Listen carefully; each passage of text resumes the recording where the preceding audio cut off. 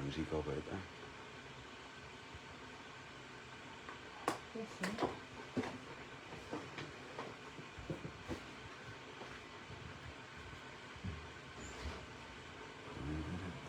Wait for some obvious to come in.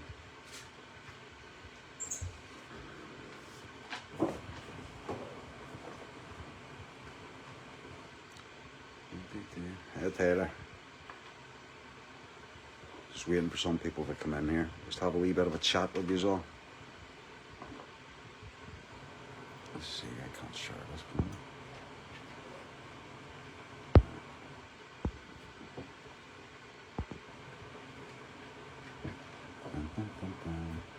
Hello folks, hello Rob, hello Linda. Some of you give this a wee share, folks here, all of you give it a wee share if you want.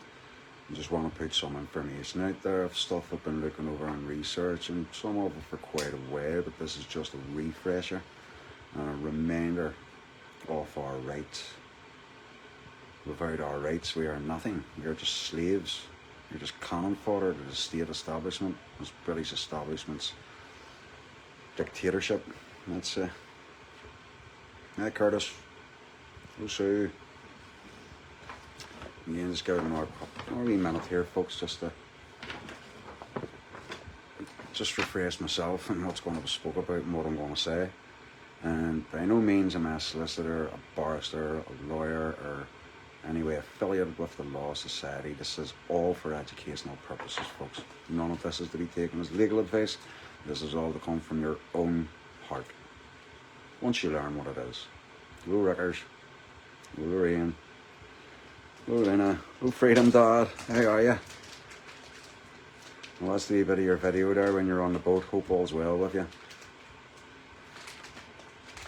Have to remember you're on the sea. The laws of the sea apply on the boats. That's the answer to their captain, their maritime laws. Laws of the sea, Paris Sea. Oh, it was quite funny. I was having a laugh, to be honest with you. I was having a laugh. I'll talk to you about that on your own anyway. I hope you have a good time over in London. And everybody, Freedom Dad's going to be over in London himself. He's going to be doing a live feed on the events going on at the United Kingdom Freedom of Speech rally. It's going to happen in London. And I know many people from here, Northern Ireland, are heading that way. Yeah, big shout out to your boys in Liverpool, Freedom Dad. Hope we're looking after you well. So anyway, as regards to our rights, and this might be one that you might be interested in, Freedom Dad. You know, the thing about it is, over all these years we have had these rights that have been embedded in us, ingrained into our constitutional society ways over hundreds of years. These things have been there to protect us. They've been there to protect us against de facto establishments, states, rulers as such that don't abide by God's ways on God's children. Publicity's publicity, bro. You know, score. So yeah, you're talking back, right? I'll have to stop answering. I'm forgetting what I'm talking about here. Yeah, so I mean, over all the years, hundreds of years, these things have been laid down. There's been three in particular that I wanted to draw your attention to. In particular, the first one being the Petition of Right, 1627. Obviously, because I've been running about getting signatures for this petition, it's going to be getting sent off to the King, and the signatures will be collected in this weekend, 100%. But we can round all the locations to collect them. But I just want to give a wee bit of information here as to what the Petition of Right is. The Petition of Right, passed 7th of June 1628, is an English constitutional document setting out specific individual protections against the state, and is reportedly of equal value to Magna Carta and the Bill of Rights 1688/89. Following a series of disputes with Parliament over granting taxes in 1627 without Charles first imposed forced loans and imprisoned those who refused to pay without trial. Does that ring a bell here, folks? You know, if you get a fine, you don't pay it, they lock you up. we've come full circle here, and this is why it's important that you all get to know your rights and learn your rights. So this was followed in 1628 by the use of martial law, forcing private citizens to feed, clothe and accommodate soldiers and sailors, which implied the king could deprive any individual of property or freedom without justification. Right? So basically he was just a tyrant king back in the day. That's all those years ago, 1626, 27, whenever that was going on.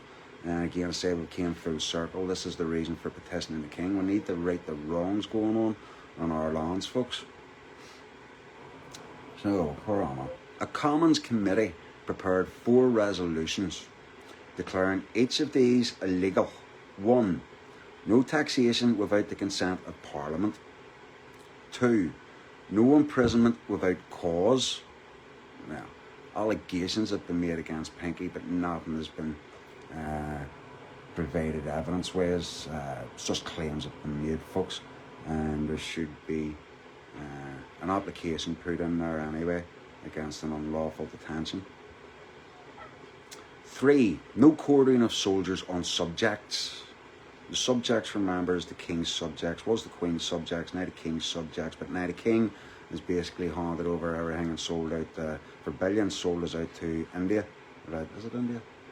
One of those Muslim countries anyway. The Muslim Brotherhood have been sold out to. That's my personal opinion, by the way.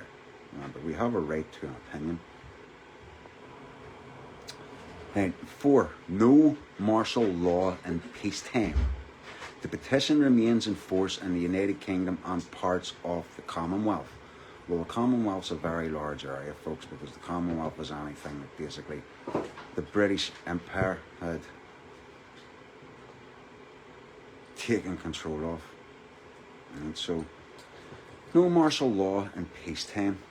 So, these lockdowns that they put us in 2020, that was martial law, folks. They put us in martial law, and just because they've let us out of our cages, it does not mean we're not in martial law. Look how they are operating when they're persecuting people who are concerned about their own communities. And they stand up and they say anything about their communities. They're being persecuted for hurty words. Really? Right. Maybe we should start holding our politicians to account for some of their hurty words. You know, it's not like Sinn Féin don't use hurty words in their tirades. So anyway, that was the Petition of Right, 1627, which was passed in 1628. Okay, so with that, we have what is known as our Bill of Rights, folks. Most of you have heard me banging on about our Bill of Rights. And the Bill of Rights 1688/89 is a landmark act in the constitutional law of England and the subjects of the king. Remember, it's not just England. It was made in England. It's not confined to England. Formally an act declaring the rights and liberties of the subject, like freedom of speech. Freedom of speech, that's a big subject that's coming up now.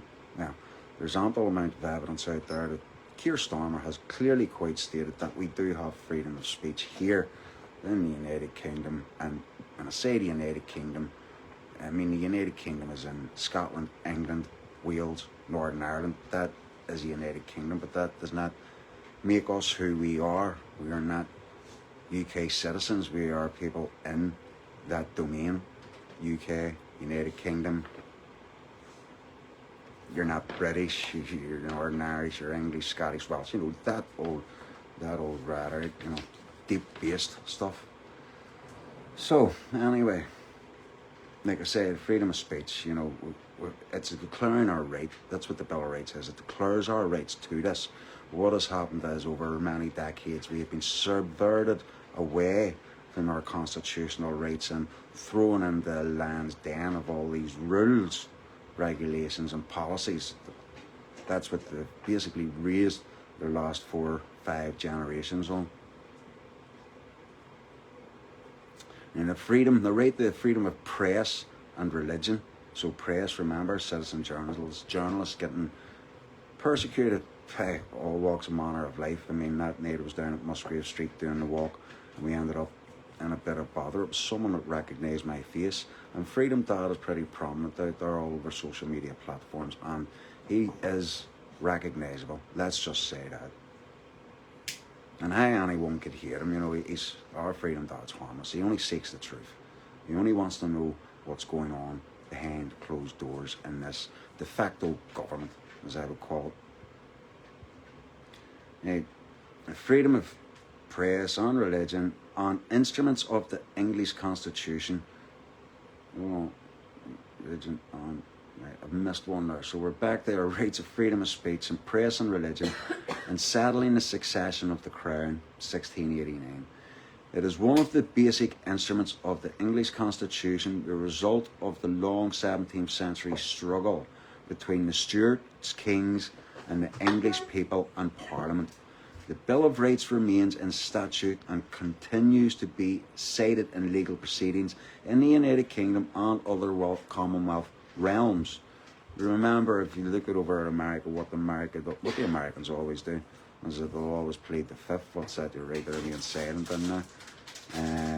But they're always about our Constitution, their Constitution, their Constitution. Their Constitution derives from English Bill of Rights, folks. English Bill of Rights.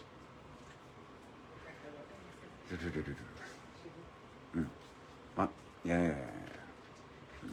The results of the long 17th century struggle between the Stuarts, kings, and the English people and Parliament, the Bill of Rights remains in statute and continues to be cited in legal proceedings and in the United Kingdom and other Commonwealth realms. It has had a long-lasting impact on the role of government in England. It also influenced laws, documents, and ideologies in the United States, Canada, Australia, Ireland. What about that? Ireland, New Zealand, and other countries. It came via the Declaration of Rights contract and a convention Parliament created. It was enacted after the Crown and Parliament Recognition Act 1689.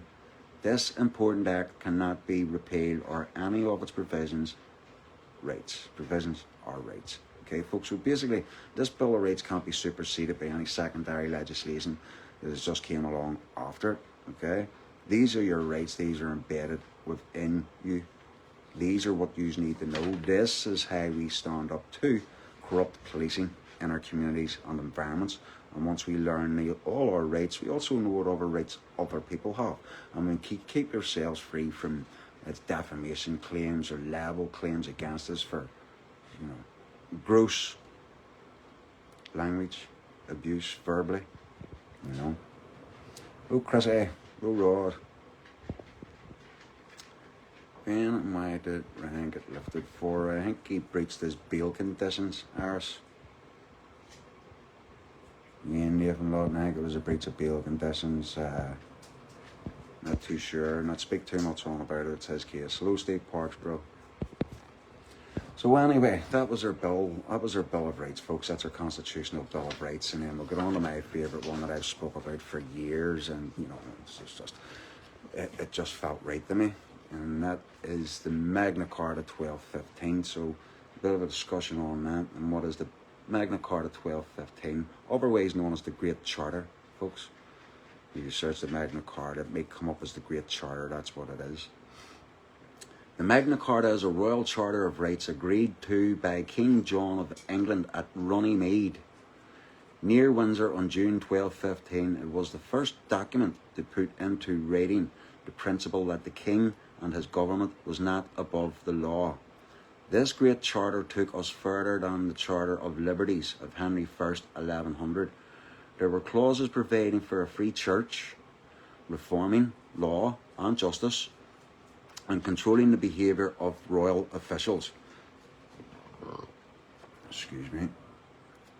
Above all, the Magna Carta guaranteed that government, royal or otherwise, would be limited by the written law of the land, folks. The law of the land. It did, Nathan, if you had listened and answered two people's questions. Right. Where was I? Was looking at that. There was something I wanted to point to. The first document, the Magna Carta 1215, was the first document to put into writing the principle that the king and his government was not above the law, right? And it sort of basically claimed that anything came after that's more or less a load of shit, because the Bill of Rights nearly covered everything that needed to be covered.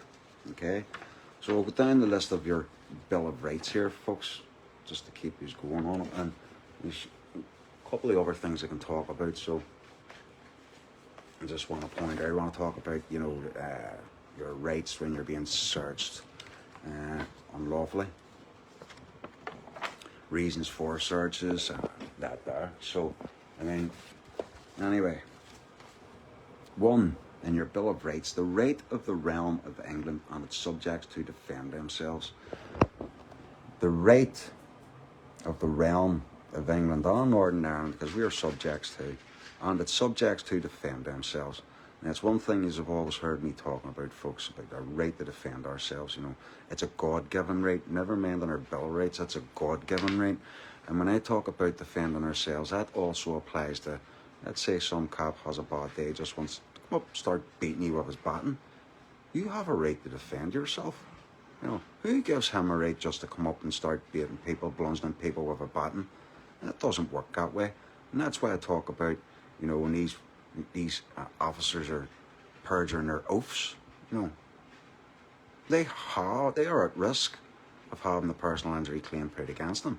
And that's the importance of finding out, you know, their warrant card. Because if they don't want to behave like a constable and want to get on like an officer, well, their warrant card, their number sort of lets you know who they are.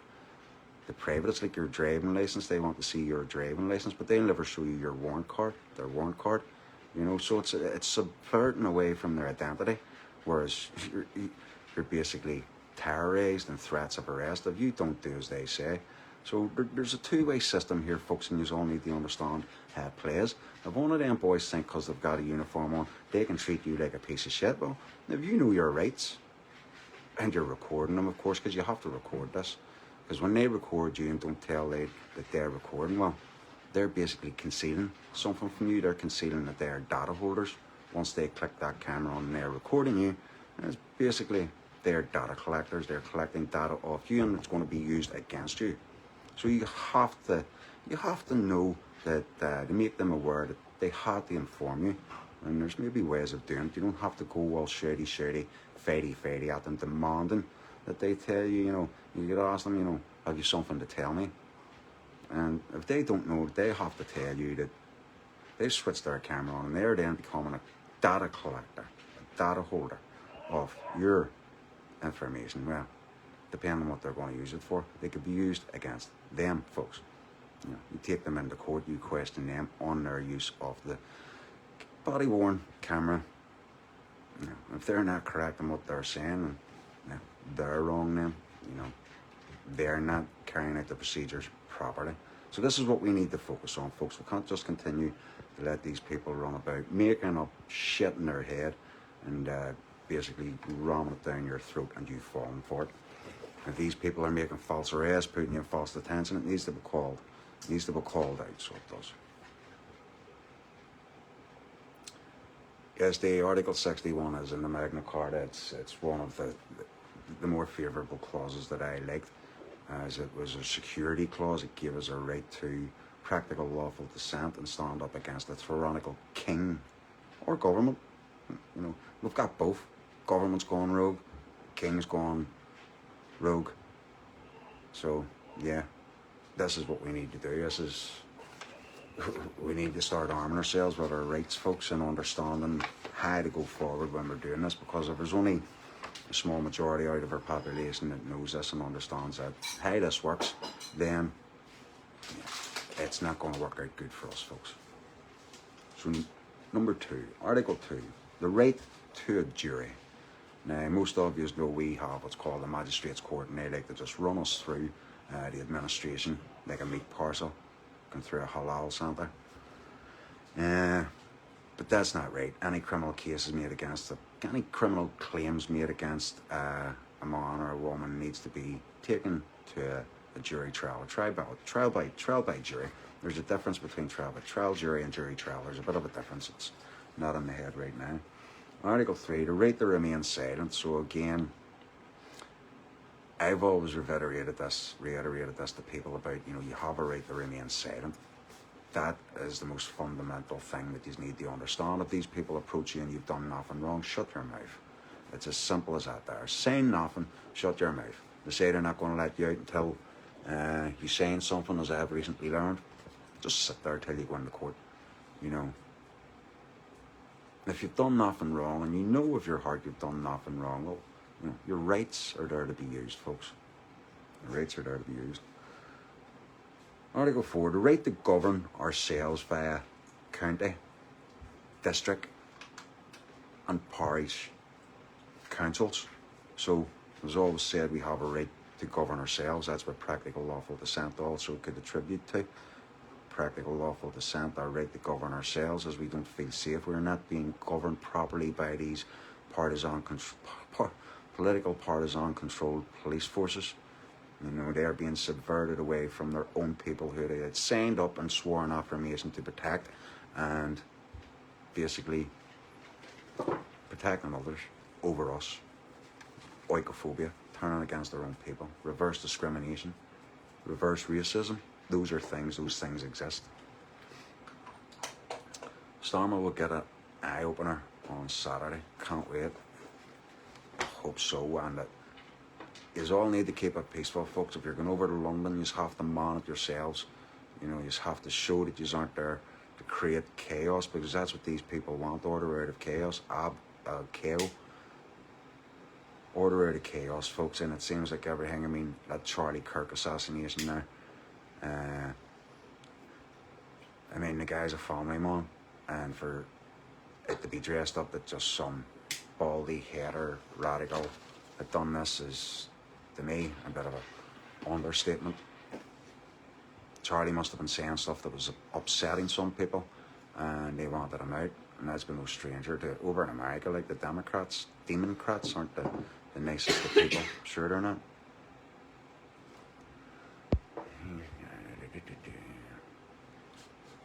Printed out of Article 61 4 years ago, over 300 pages, having a safe place to be used if need be. Well, the point we're coming to now, this petition to the King, it's all that they're swearing off that barns and stuff is out the window, because you and I are now becoming barns. We have to become the protectors of this realm. We also have to become the protectors of our children, because they're coming for our children, folks. If there's one way to wipe out cultures, generations in a fast-track mode, it's going through our youngsters. To take our youngsters out. We have no future generations to raise our ways under our Christian values, under God's word. Let's remember, folks, this is attacking Christianity. Charlie Kirk was a devout follower of Jesus and always praised Jesus' path, and the man was an inspirational speaker in his own way too. I've watched some of his videos, and an inspirational man without a doubt. And it's sad. America's lost a true patriot, let's say. Lost a true patriot, a true man of God. Alright, back to the article before I get lost. Article 5, the right of property freehold. And so you have a right to property. And these, let's say, stakeholders in the bonds, which is your mortgages, like the shift and shop things about, the setting things in place. So if you even miss 2 payments, they can come and take your property. But they have to send bailiffs to do that there, obviously.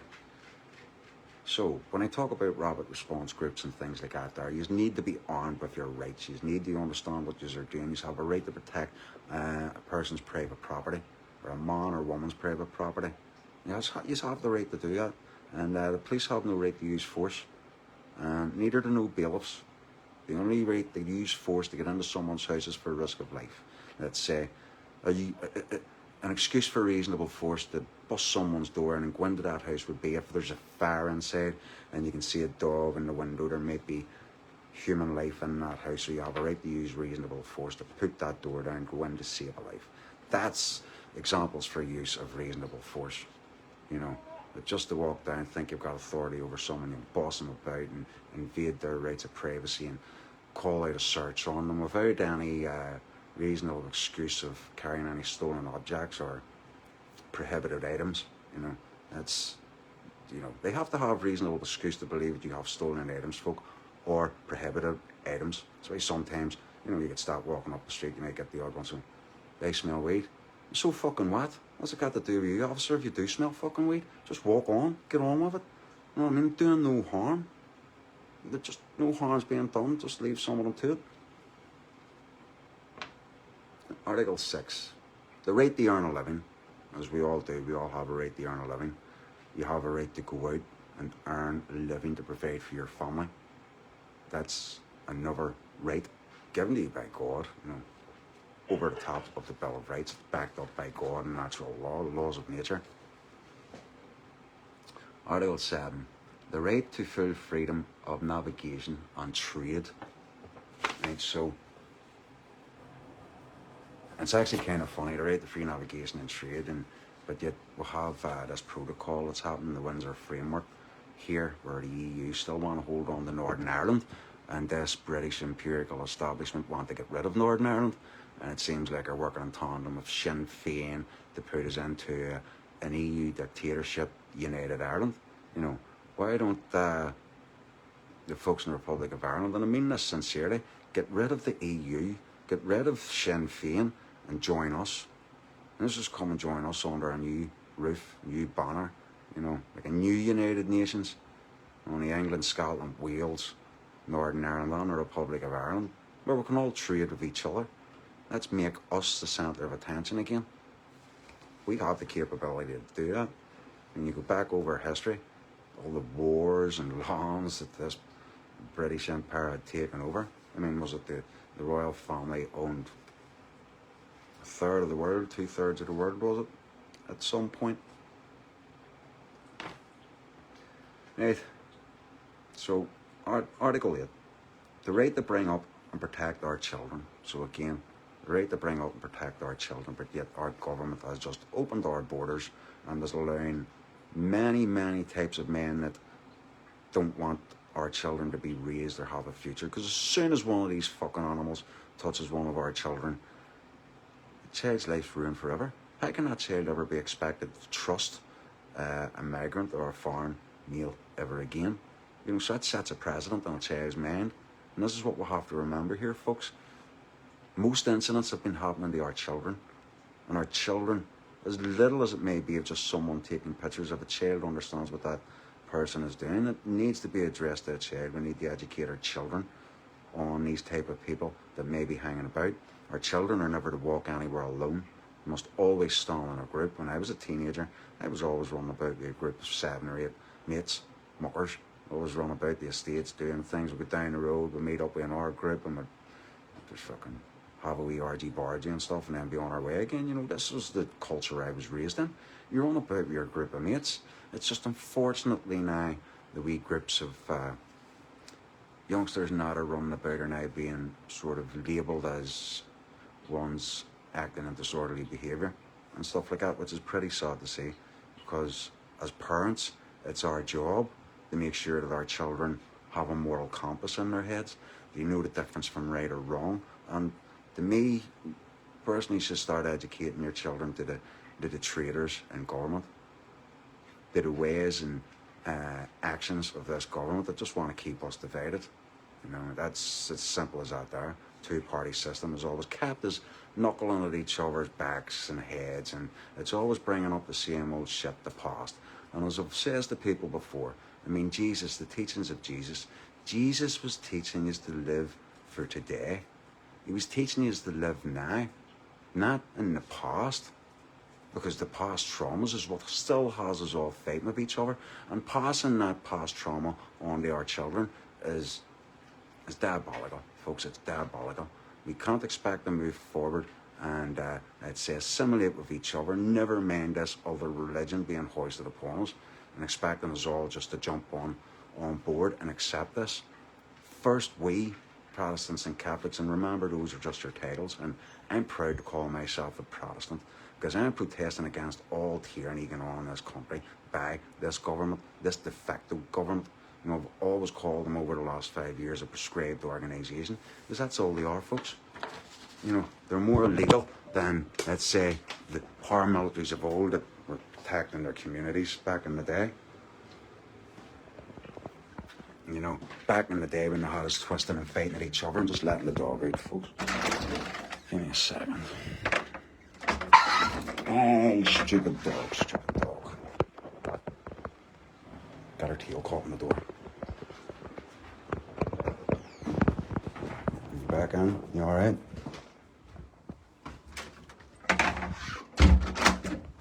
Oh, shit. Hope somebody's commented or reminded me what I was talking about then.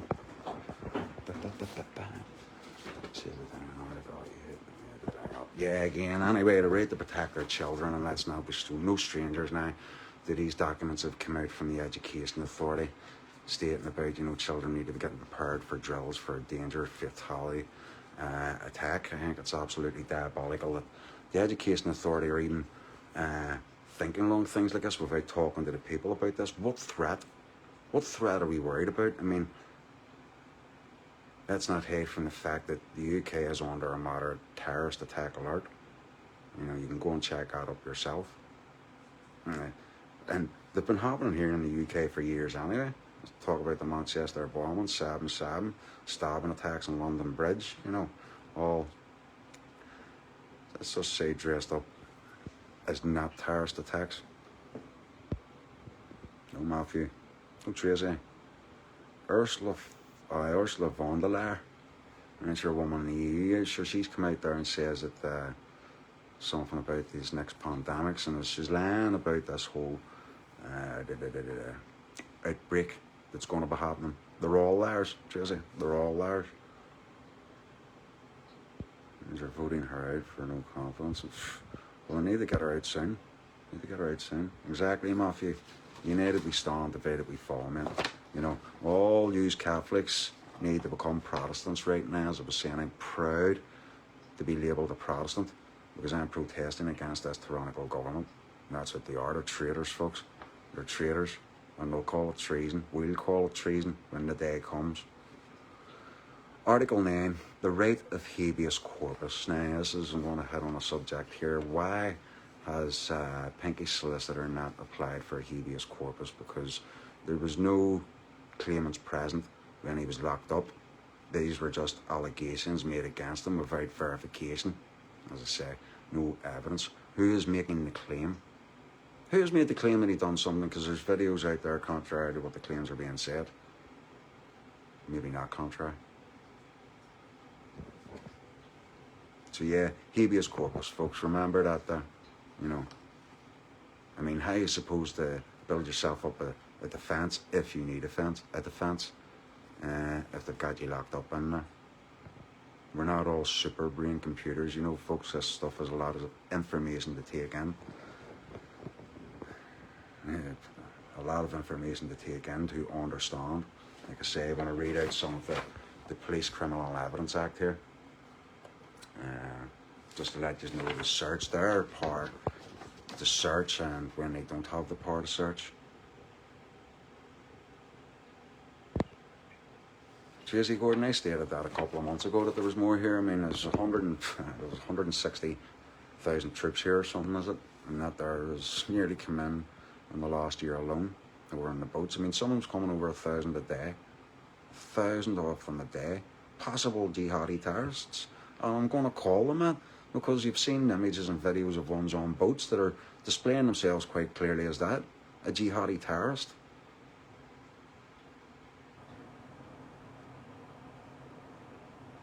That's right, Tina. It is wrong to push any past traumas onto a child, because we should always be living in the now. And again, I'll get back to what I was saying about Jesus. Jesus teaches us to live in the now, to live for the day. As it says, our Father, give us today this daily bread. You know, for now is the kingdom. You know, thinking about what lays ahead. And you get into a mortgage, for example, and you get yourself into a 25-year debt. You know, you're 5 years into that debt, your circumstances changes with work, employment, and money coming into the house. Things start to get a bit tight, a bit stretched. It creates in you anxiety that you didn't have 5 years ago when everything was all plus and all good. And then you start thinking about the future. Will you have that roof over your head? Will you have a roof over your children's head? And the way things are going, it's not likely now, because the housing executive are basically kicking people out, putting other people in houses that basically, aren't from the communities. Our own should be getting housed locally in our communities. When they want to displace families like they've done over all the years, and that's what they've done, displaced families. The EU come in, 75, fraudulently, and it ends up both parents have to go out and work. Our kids have to go in and be brought up in a nursery or primary schools. You know, it's just always been a separation of families. And when I started going to school, I didn't go to primary school when I was P5, but now kids are going into schools at the age of 2. You know, separation. It's all about separation. You know, you want a housing executive house, you're from East Belfast, try getting one within the square mile that you live. Not chance it's going to happen. Ballymena, there are plenty of houses up in Ballymena. There's plenty of rooms getting shipped in and out of houses up there. And it was good to see up in Ballymena that some vigilant locals had recorded a house being used to house multiple occupants, and you're talking like 8, 9, 10 of them. And they were using the back door to subvert the people's sight of them living in that house. So it was brought to the attention, I think, from what had made that property has been made vacant by the landlord after discovering what these people are doing. Hello, Margot. Yeah, I'm doing well, resting well, but still, like I said, I'm going to do videos for people to see. Or anyway, while I'm resting up, I can still do videos. Let's get back to where I'm at here. On our constitutional rights, by the way, I'm talking about our Bill of Rights here, Margot. So, 10, that the pretended power of suspending of laws is illegal. So when they're talking about repealing such and such a law, repealing this and such, well, that's illegal. It's illegal. They can't turn around and say that the Contingency Act of, what was it, 1864 or something, can be replaced with the COVID Act, 2020. You know, so basically what they done with the COVID Act was illegal. You cannot come and say that that act was superseding the Contingency Plan Act that they had decades ago. Anyway, I can't remember the exact year. 11, Article 11, the right to assert English ancient rights and liberties. The right to assert as subjects, even in Northern Ireland, being part of the United Kingdom, subjects of the King, under the dome. The right to assert English ancient rights and liberties. And that's basically what I'm doing this video for. I'm trying to reignite your rights, folks. I'm trying to make you aware that these rights still exist, and if we don't use them, we're going to lose them, especially with this globalist WEF agenda that's fucking flat out here, well, isn't it? It's really flat out, isn't it? It's in your face. And if you don't know that there's an agenda going on with certain groups of people, it's sitting at the top of pyramids, let's say. Yeah. Well, maybe I'll not come into a new heaven and a new earth. Let's just say. 12, Article 12, Clause 12, whatever to call it. That the dispensing of laws is illegal.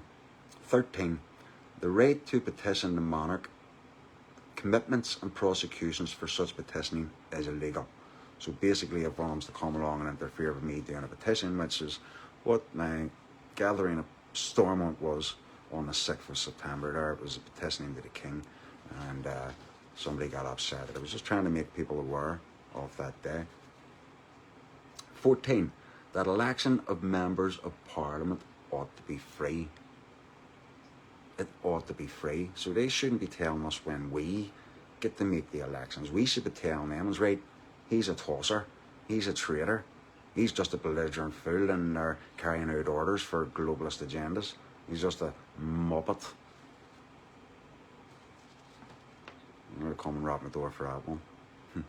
Freedom of speech. The right to say what I want about these public crown servants. Servants of the crown.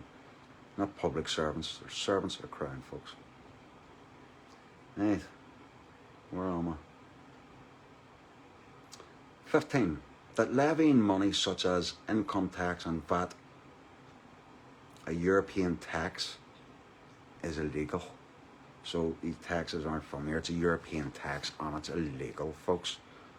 He's made a heard of man speaking up at Stormont at my event Saturday the 6th. And he came up and he just straight out, you know, in layman's terms, he basically said he doesn't pay taxes no more. He spoke a few things on detail, and if you've got the light paper, is it? The information is on the back page from what I remember him saying. If you want to contact that man about what he's done, and you know me folks, I'm all about the striking, the shutting down the system peacefully. It's a practical lawful dissent. We're able to do so, and you know, what if we just stopped? I mean, let's use delivery for example. What if we just go and pick a day and just say, right, nobody orders delivery. Nobody should be ordering delivery anyway. But if we, let's say, 100 people all shared this post at the same time, it would just crack up the algorithms on Facebook, and it would just become headline news on Facebook news feeds, I believe. And let's just say that, then bring it for preparation as our friend. Yeah, but we need to be prepared like a year ago, Matthew. 5 years ago, like I shared a video on TikTok there, the video I done 4 years ago when I was talking about the Trojan horse, and you know, these people come to shores of Dover. Why don't they have a big fucking prison boat out there that sails the oceans? Whack them all on there. You know, why let them on the islands to torture and stalk our children and abuse our women? We'll have enough abusers in our own country, by the way. We don't need them as important the rest of the world's abusers. Right, 16, clause 16, article 16. Commissioners for ecclesiastical causes and all other commissions and courts of like nature, e.g. Sharia, and take online common law courts are illegal and pernicious. Right? So basically, just like a saying there, Sharia is, they are not our ways, they are not our laws, they are not our councils. They shouldn't be running our councils. As a matter of fact, they're not English. They're not here in Northern Ireland yet, folks, but believe you me, enough of them get here, they'll just get one to stand, and Sinn Féin will even become a thing out past. And these people will just go and vote their member, their representative. I'm not very up there with politics or religion, but I have my eyes wide open to what's happening in our wee country. Province, the great province, somebody reminded that earlier on too, you know, a country belongs to a state. Countries are run by cunts. Makes me both sad and mad. And I feel all the way, Stevie. Much love for what you do. Well, thank you for that, Robert. Cheers for your support and all the way back at you, man. You know, the way I see it is for far too long, even over the COVID years, too many people were compliant and were rolling over and doing the controlled protests every 5-6 weeks. And I call them controllers because the media was gaining no traction. And the reason I sort of just threw my idea out there and wanted to not take control, folks, but wanted to give new ideas and push out there. But the only way to do that was to take centre stage, and that's what I've done. I put myself in a position there to take centre stage, and you know, I'm not the type that embarrasses easy. So I knew I could do it. So that's what I'm doing, folks. And I have the faith in me, you know, I'm being pushed by God, and I'm on Jesus' path. Let's just put it that way. So, anything else that we're missing out in courts? Yeah, so basically we're talking about commissioners for ecclesiastical causes. And ecclesiastical, what's that? That's the hierarchy of our law, ecclesiastical law. And you have maritime law, and then you have common law down below, top, middle or bottom.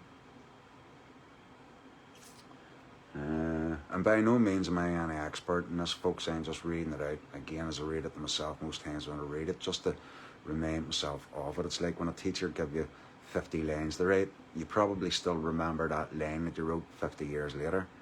Mine was, I had to write 100 lines stating the bald was beautiful, and I better believe it. The reason, because if any of you remember in Glencairn Primary School, Mr. Rob was baldy, and we didn't get on, and I used to call him a baldy bastard. But anyway. Right, 17. That all grants and promises of fines and forfeitures of particular person before conviction are illegal and void, nor excessive fines imposed, nor cruel and unusual punishments inflicted. So, you know, it's talking about their fines and forfeitures before conviction.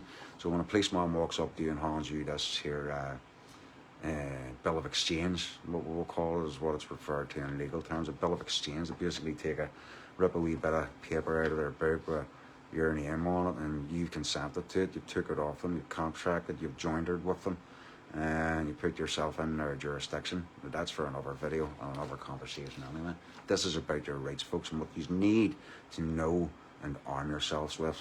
Once you start to get to understand all the sort of particulars and definitions of these rights in this Bill of Rights, you will know how to handle situations. And going forward, not that I'm a law expert, but I will be doing videos like this, researching different legislations and acts that will be getting used by people for everybody to learn from. And so where are we? 18. And that for redress of all grievances and for the amending, strengthening and preserving of the laws, parliaments ought to be held frequently. So basically it's like, you know, you have to hold a meeting on a regular basis so to confer and relay messages back to each other about what the constituents thinks of how their areas are being dealt with or looked after, even if they are being looked after. Hello, Elaine. Let's not talk in class. I get that there. Very good. And clause 19, that no foreign prince, person, prelate, state or potentate have or ought to have any jurisdiction, power, superiority, preeminence or authority, ecclesiastical or spiritual, within this realm, so help me God. Right, so basically, let's get back to it, you know, within this realm, who, you know, let's look at England. 9 councils being run by Muslim MPs. What did that just say? That no foreign prince, person, servant of the crown, that's a person, corporation, prelate, state or potentate have or ought to have any jurisdiction, power, superiority, preeminence or authority, ecclesiastical or spiritual, within this realm, so help me God. So when these people were run for election, did our politicians forget about this very last and most important piece of information right down at the bottom there? Should it not be English men and women running all councils? You know, how can we have over 80 councils, Sharia councils in the UK? It states here quite clearly. Let me read it again. And this is within our Bill of Rights, folks. This is constitutional law. And this is proven to you is that, you know, the monarch, the establishment, it's been usurped. We've been sold out. We've been bought over by the Muslim Brotherhood. And again, a right that no foreign prince, person, prelate, state or potentate, have or ought to have any jurisdiction. No jurisdiction, folks. That's why they surround themselves with their own. Maybe that's why there are towns like Birmingham, you know, Bradford, Rochdale, 1,400 kids or something like that there were abused in Rochdale alone. It's some serious stuff, folks. Serious stuff. And now later they've went through out there and talk to you a bit anyway. No, I'm going quite a while.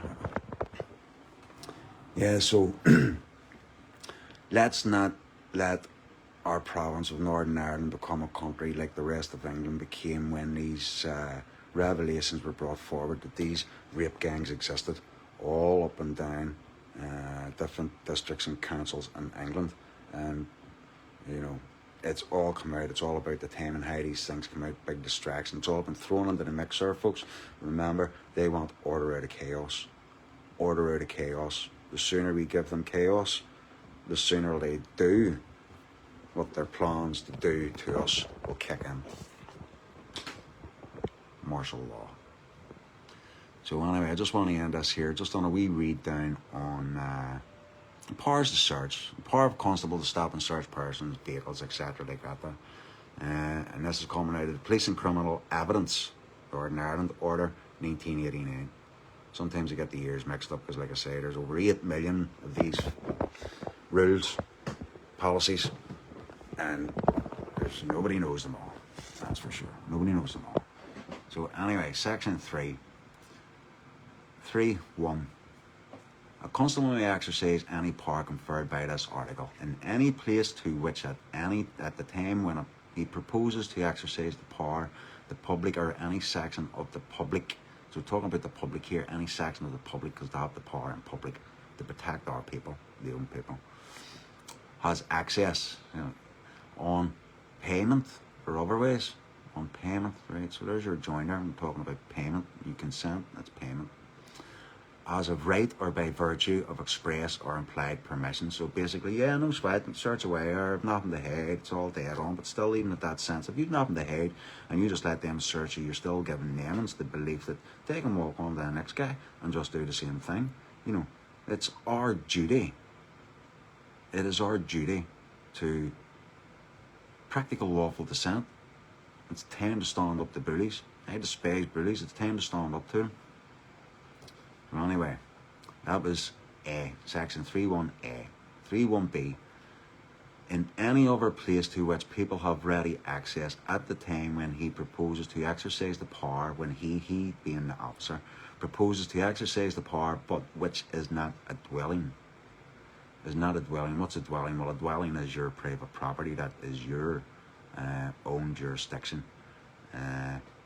So basically what they're saying is any public access to anywhere, like up at Stormont where that their photographer was pissing in the bush, you know, if a policeman has seen that, he could have sort of exercised the right to search there just because he was committing an offence.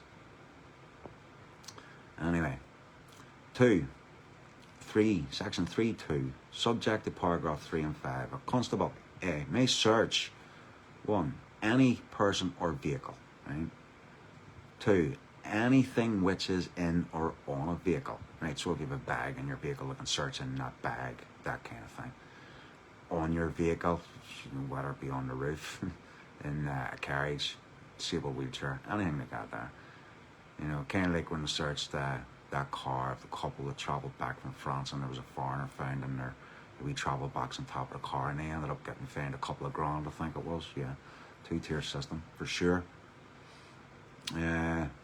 So anyway, they can search any person or vehicle, anything which is in or on a vehicle, for stolen or prohibited articles, and in brackets any article to which paragraph 9 applies, or any firework to which paragraph 9a applies. It's further down the list. I'm not going to go that far.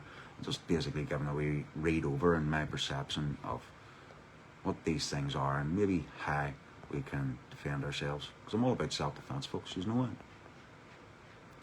Right, so anyway, section 3.2b, they may have the power to detain a person or a vehicle for the purposes of such a search, right? So basically your car, they'll detain you, put you in their car, and they'll go and do a search, that kind of thing.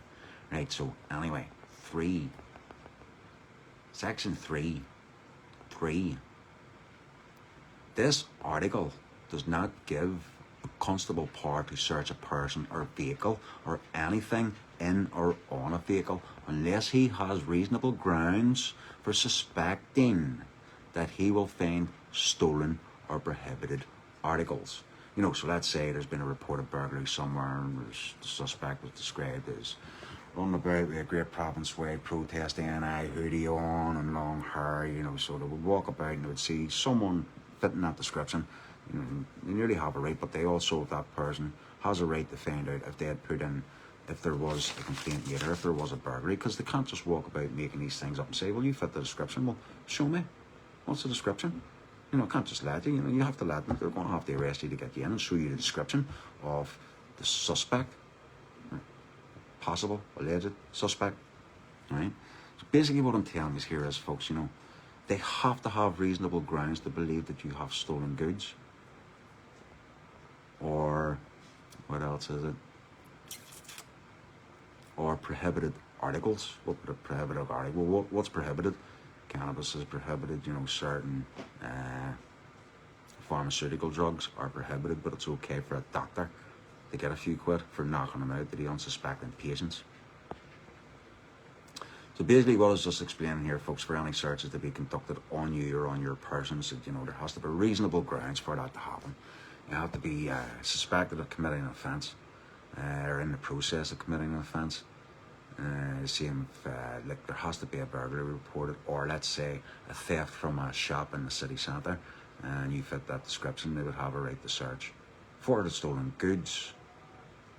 Or let's just say they stop you in a car, and a lot are usually known to that promo one, they smell alcohol. You know, so it's prohibited for you to consume alcohol and drive while under the influence.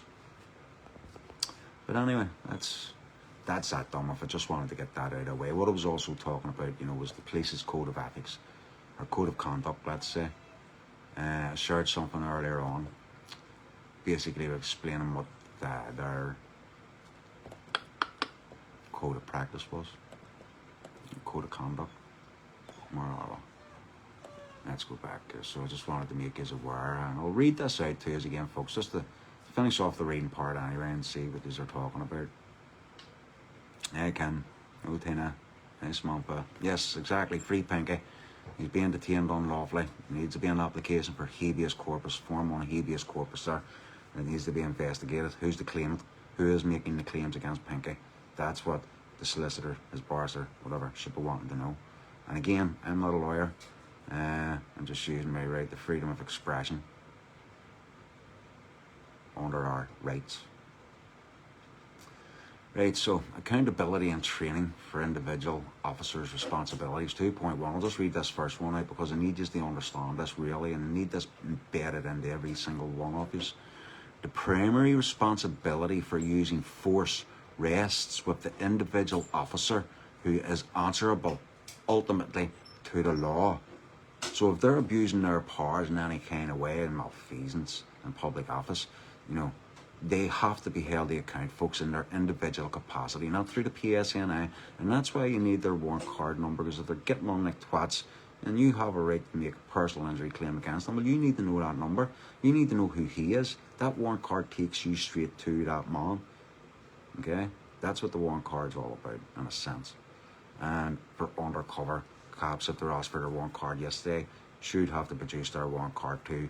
Just give, public confidence that they are actually, in fact, a police man, constable. Right, so again, the primary responsibility for using force rests with the individual officer who is answerable ultimately to the law. And again, I'll say to you, is using force, they're using force to subvert you from your rights. They want to tell you about this legislation, that act. Well, they are completely bypassing your rights and getting you to join under their rules. But once you know your rights, well, you have a chance. You have a chance to put them on the back foot and remind them of their oath and not to perjure their oath. Individual officers are accountable and responsible for whatever force they use and must be in a position to justify their actions in the light of their legal responsibilities and powers. Their legal responsibilities and powers. Their powers are limited, folks, because of your Bill of Rights. But what we have is, a force running about there, get trained up for 6 months, get through in the department and on the streets and run about with a smartphone to remind themselves of what laws they're actually talking about. And then if they can't recite that law off the top of their head, well, it's a false representation also. So anyway, they're all accountable. Must be in a position to justify their actions in the light of their legal responsibilities and powers, which are limited. Any use of force other than in training, whether intentional or otherwise, must be reported by the officer concerned and reported in the officer's official notebook or journal. So they always have to note these things down in their journal, and this is why I always talk about record everything, folks. Record everything, get it. If there's an incident happening and they're being a bit abrasive with you and you've got it recorded, and you don't have them noting that down in their book, and if they go into court and they don't have that jotted down in their book, well then they have breached their conduct. They have to record and document everything. So I've done it myself in security. Every incident had to be reported on. An incident report sheet had to be put in. The recording of all relevant information in as much detail as feasible and as soon as possible after the event will be of great assistance in justifying actions taken during any subsequent administrative or legal proceedings. So basically, pronto, get it sorted pronto, get it done, dealt with. Evidence. Simple, where's the evidence? Why does it take so long to find evidence of things that are being used against you? They like to drag things out. They like to try and burn you out, let's say. 2.2 in this accountability and training individual officers' responsibilities. Obedience to the orders of a supervisor shall be no defence. So if your supervisor told you to do this and you do this, it is you that is acting. Your supervisor is not over with the puppet strings over your head, making you do these things. You have your own discretion to use. And that also comes if you see a fellow officer using a baton to beat someone undeservedly. You need to step in there, because you will also be held accountable for your colleagues' actions. Hey, obedience to the orders of a supervisor shall be no defence. If a police officer knew that the order to use force was unlawful and he had a reasonable opportunity to refuse to obey it, reasonability will also rest with the supervisor who gave the unlawful order. Officers are reminded of the content of the Code of Ethics, Articles 1.5, 1.8 and 10. So there's a Code of Ethics in there too, folks, that you need to go and have a look at. I can only do so much at a time because this reading does tend to tire you out, and the people's attention spans aren't the very best. They've all been run down with television, EastEnders, Coronation Street, football matches here, there. You know, somebody can sit and watch a football match for an hour and a half to 2 hours, but they can't sit and read a document or watch a YouTube video that shows you everything that say that, you know, the Islamist takeover involves and what's going to happen. You know, world domination, even central bank digital currency. What's that all about? You know, they're going to use this here immigration thing and say, right, it's time to bring in digital identity. And they'll use the immigration thing to impose it on you. And then central bank or digital currency, that's just going to completely track every movement you make, every purchase that you make, every item you do. You pay to go into a toilet, it's going to be recorded. That's what digital currency is. And it's coming. And then you'll have a biomedical identity. Cards, things like that.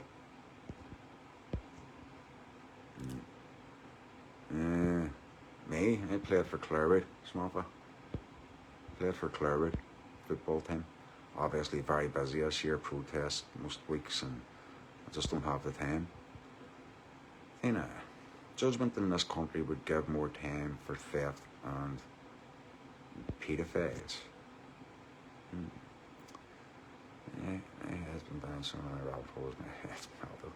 You know, Ken, on that there we note, your comment says, your head's been down so many rabbit holes, your head's melted. Well, mine was melted for quite a long time too, and there's a lot of things down the rabbit holes that are, you could say sometimes propaganda to make you think in certain ways. It's going to make your emotions even more detrimental to your health.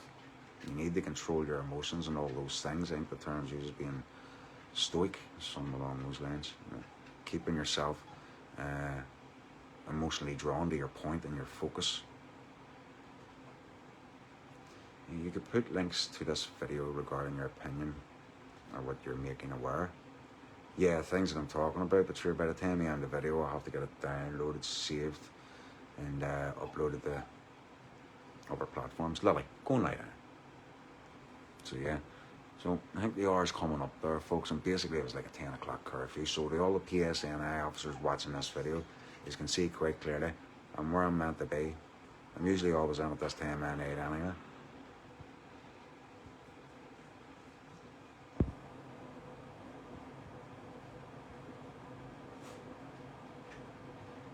I'm at some Boxing Day. We're playing Boxing Day. I can't remember. I can't even remember. I can't even remember last week. I can't even remember what I was arrested for sometimes. Boxing Day, you remember what years ago, what, you know, so I used to play, well, 20 years ago, what I played for Whitewell Church, the Metro Young Boys. As a teenager, I played for the 20 seconds up the Shankill.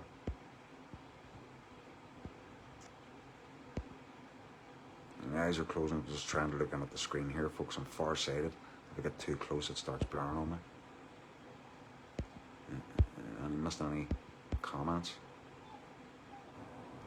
Yeah, Lane, if they don't have reasonable grounds to search you or your car, what can you do? Just drive away.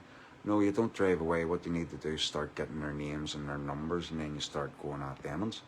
You know, you can prove that it's unlawful. Well, what grounds do they have? They believe that what? You're carrying prohibited items. Well, what leads them to believe that? Why do they believe that they're carrying stolen goods? Has someone made the claim that someone has stolen goods or their personal belongings? Well, they need to have this information. It has to be recorded there, doesn't it? Well, someone's made the claim that somebody stole something, and they're stopping your car to search for stolen goods, let's say, because your car matches the description, just because it's red, like the drive-away car was red, and they're trying to use them grounds. Well, they also have to prove to you that those claims were made. So this is where you need to start going at them. You have a right, I forget the term. You have a right to request any claims being made against you. You know, if they want to do a search, well, that's okay, but you're doing it under duress. You're not consenting to a search, and then what you do is you go for the individual officer in his private capacity. Most of them think they're smart, but if they don't know your rights and you do, well, they're not going to look very smart when you're questioning them in court, are they?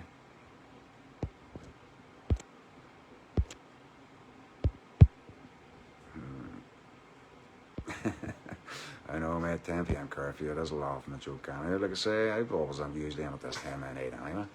And especially with the dark nights coming in, I've got a couple of hours to run about in the dark. It's getting dark at 8 o'clock now, take the dogs for a walk, you know. Anyway, the dark nights are coming upon us, folks, and I don't mean to smile about that there, because it's weary times now. I mean, the Education Authority has got pick-up points now running for transport for children.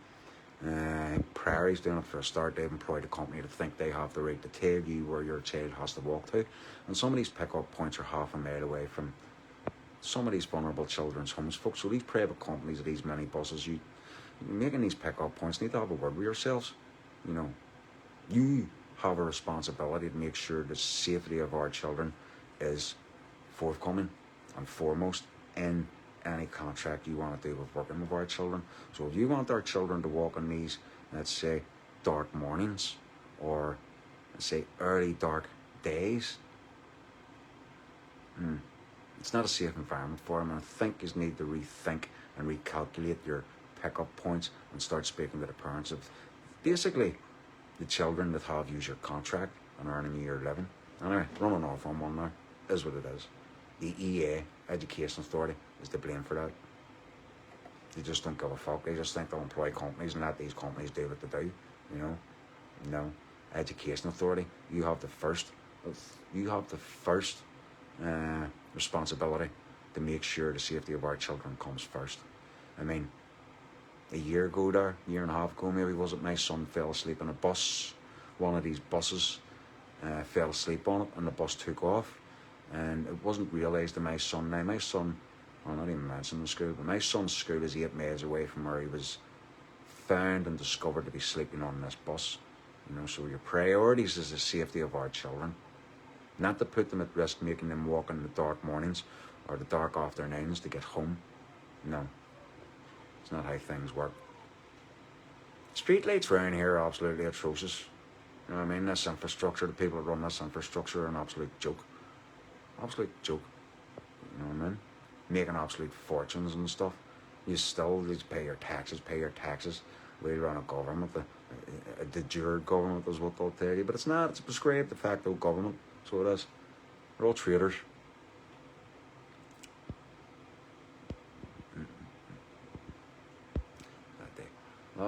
Last time I heard curfew was when local boys put you on curfew for misbehaving back in the 90s. I do 100%, but I was never put on curfew. I was allowed to run about, well, boys. We all run about in our own wee groups, mate. You know, that's just the way it was.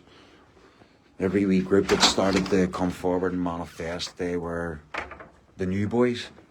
You know, it's like we would have had a street corner at the bottom of my square where I was raised in.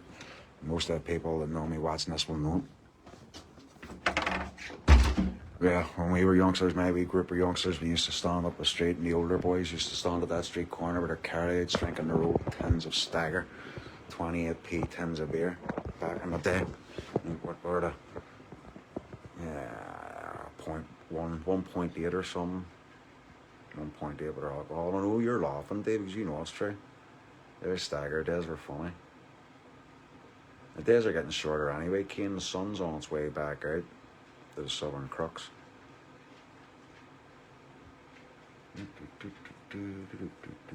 Days get shorter, aye. I know, mate. You know, especially when you're working 9 to 5. You don't see today.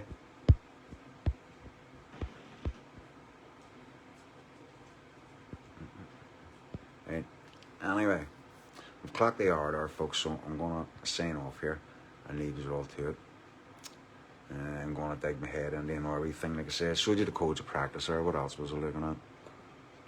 Let me see. I'll actually let you see on the screen to see all these things. I'll flick through them to let you see what I've been doing over the last couple of days. Put your head away. I'm trying to get all this stuff into your head. And so I'm looking at criminal and evidence order in Northern Ireland 1989, the Act. That one was looking into the powers for stop and search. What's this one? The powers of stop and search too. That's the Code of Ethics. I was basically looking into Police Northern Ireland Act of 2000, which is sort of explains the Code of Ethics.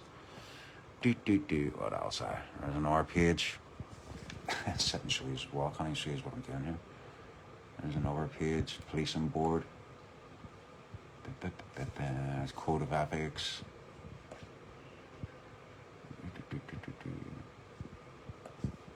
That's talking about the individual responsibilities. I mean, it's a lot of pages, folks, to sit and read through, so I try to only focus on one page at a time, 2 pages at a time, trying to let the information sink in. It's the PSNA Manual of Policy, Procedure and Guidance on Conflict Management. What else? Everything PSNI. They've annoyed me. So they've annoyed me. I'm not going to see what attestation means. Sometimes you have to Google words when you don't understand them to remind yourself. It's that one. Search in the UK terror alert. It's that one. Landlord insurance for HMOs. Do they all have insurance? Have they done in proper planning procedures, change of planning? That one, just checking out my list of Muslim countries and wondering why they're all coming here and there's so many Muslim countries all around exactly where they're coming from. But yet they want to come up here on this wee tiny squat of land from all these countries because they're not allowed into their own countries. Mad. Absolutely mad. What else have we got here? There it is, the Glorious Revolution. The Glorious Revolution.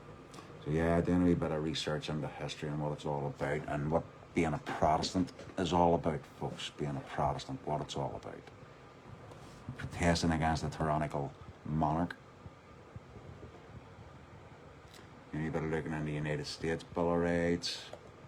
It's this one, Criminal Damage Act. Obviously, I'm looking at that Criminal Damage Act, so I'm trying to understand what they're doing me for. So I need to understand what they're talking about. Destroying or damaging property. Then there's threats to destroy or damage property. That would probably apply to your hurdy words on Facebook. You know, like we were going to say, for example, go and burn that hotel. Somebody got stuck in jail because they pleaded guilty.